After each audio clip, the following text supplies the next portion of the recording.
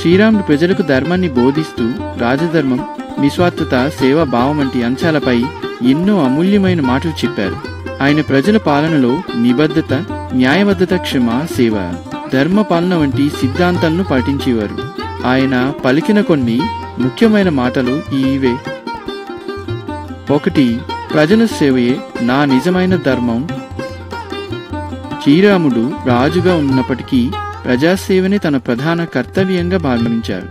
ఆయన పాలన ప్రజలకు మేలు చేసే విధంగా ఉండాలని నమ్మారు. 2. ధర్మమే రాజ్య పాలనకు మూలాధారం.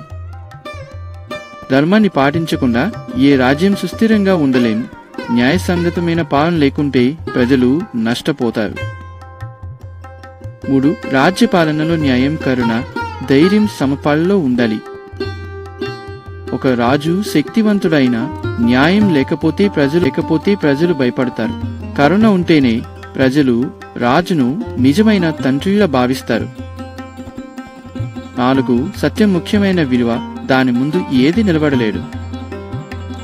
అబద్ధంతో కొంతకాలం దారి తప్పించొచ్చు, కానీ చివరికి సత్యమే గెలుస్తుంది. 5. ప్రజలు సుఖంగా ఉండేలా పాలన చేయడం రాజుని ధర్మం. ప్రజల అవసరాలను గుర్తించి వారి క్షేమాన్ని కాపాడే విధంగా పాలన జరపాలి. 6. ఒక రాజు కేవలం తన కుటుంబానికే కాకుండా మొత్తం ప్రజలకు తండ్రిలా ఉండాలి.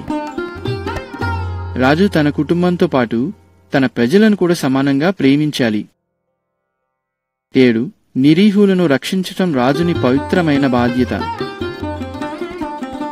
అనాథలు, దుర్బలు, అంధులు, వృద్ధులు, మహిళలు వీరందరికీ రక్షణ కల్పించడం రాజుని కర్తవ్యంగా శ్రీరాముడు భావించారు.